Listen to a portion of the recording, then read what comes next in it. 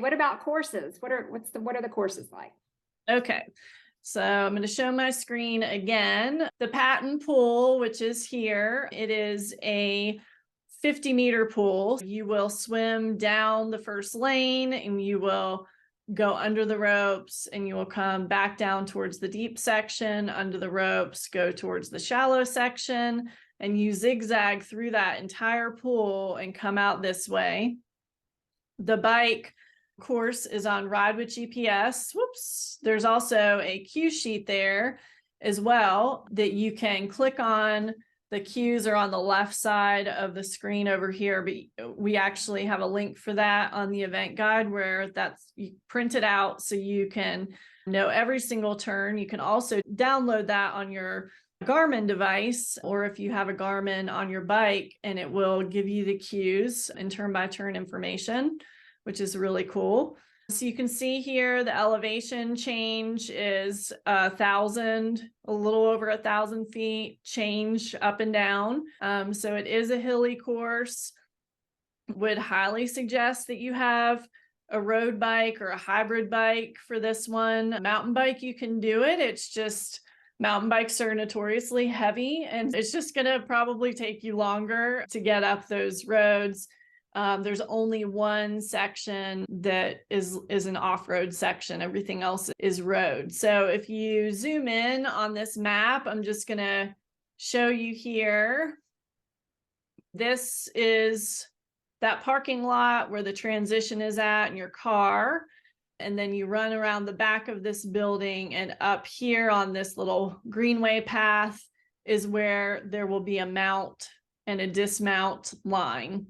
So you're pushing your bike up until you get to this line. You hop on your bike, you will cross some railroad tracks here, and then you take a left and you head out on North Main Street. North Main Street turns into Clear Creek Road. So this is what it looks like here. And then Clear Creek Road, we're still on it. We're still going straight. You go by the Tar Heel asphalt plant, and this is all newly paved here because they have a new housing community. The end of Clear Creek, you take a right on Howard Gap Road, and not far after that, you're going to take a left right before mile 3. Trying to zoom in here. And I believe that is Salisbury Road right there. Let's see, Howard Gap. Yes, Salisbury Road. You follow Salisbury. It's a funny name, Salisbury. Head to mile 4. And at the end here, you're going to be taking a right. And all of this will be marked with signs and markings on the road and everything like that. So you don't have to try to memorize it. And if you don't have a Garmin, that's fine. You take a right here on Brookside, and then you take a quick right on Step Road.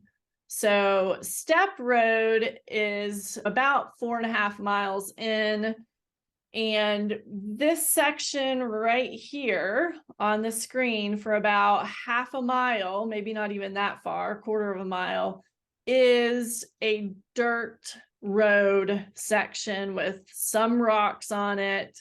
I ride it on my road bike just fine, but if you have a time trial bike or a TT bike, you might want to put a little thicker tire on it than the small, skinny, super fast tires, just because of that section. Keep that in mind. Also, always take your own repair stuff with you. We will have somebody out there monitoring, but who knows if they're helping someone, who knows how long it'll take for them to get to you. So I would definitely have your own tube for any bike events that you ever do. And then you will head back onto North Clear Creek Road, and you will take a turn off of there onto McMinn. So you're not on North Clear Creek very long. You go McMinn, which McMinn does have a stinker hill on it, Amy. Oh boy, your famous Stinker Hills. It's got a stinker about mile 6, but you got a nice long downhill, and then you get back onto Clear Creek. You come straight through this intersection here And then you go on to Zebcorn Road, which takes you back to Howard Gap Road, and then to Nix Road, which is a cut through, and then you're back on Clear Creek Road. So you're doing a big old lollipop, basically, for the bike course. So you come back down Clear Creek, repeat that back on North Main Street, and then you come across those railroad tracks and come to the dismount line, get off your bike, and run around the back of the building. There'll be signs, it'll show you exactly what to do, and then go to your car, put your bike stuff away, and get on your run things. Let me pull up this map again, and I'll show you the run course. Just to orient you, this is the Beverly Hanks Center where you've parked. And I'm gonna change the view on that. It's where you parked right here. So you will run out of transition and you will head over towards the ball field. Towards the transition, you'll run around the ball field, the outside of it. And you will hang on the greenway, go across those railroad tracks that you've already crossed on the bike course, go across North Main and head down onto the greenway. Once you're down on the greenway, you go around the kiosk and you follow that the whole way out to here, to the turnaround, which will be marked, and we'll have a volunteer there. And then you will repeat all of that on the beautiful greenway. There is a water station here too for you. There's not a water station on the bike course, so take your own drink on your bike. Then you come back on this side of the kiosk. You come up a really short stinker hill that's obnoxious.